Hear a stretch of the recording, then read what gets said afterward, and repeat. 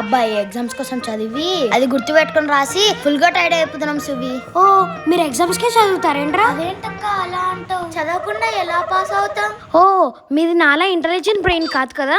నేను జస్ట్ అలా బుక్ ని చూస్తే చాలు వద్దన్న ఆన్సర్లు గుర్తుండిపోతాయి. ఏంటో మరి మొన్న యూనిట్ టెస్ట్ లో ఎందుకు ఫెయిల్ అయ్యావక్క? ఏముంది ఆ రోజు బుక్ ని చూడలేదేమో అంతే కదా. నువ్వు నాలని షార్పురా.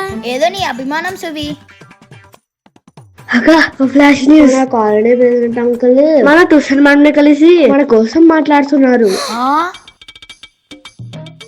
చూడండి మేడం, రాబోయే సమ్మర్ కాలేజీలో పిల్లలు కూడా అసలు భరించలేము. ఎంత ఖర్చైనా పర్వాలేదు, సమ్మర్ క్లాస్ పెట్టి నేను ప్రెసిడెంట్ గా ఉన్న కాలేజీలో పిల్లలందరికీ స్టేట్ ర్యాంక్ వచ్చేలా చదివించండి. ఆహా, మీరు చాలా పెద్ద మనిషి సార్. కాలనీ ప్రెసిడెంట్ అయినా మీరు పిల్లల కోసం ఆలోచిస్తున్నారు. ఎక్స్ట్రా క్లాసెస్ అంటే ఎక్స్ట్రా ఖర్చు అవుతుంది. మరి మీరేమన్నా చూస్తారా?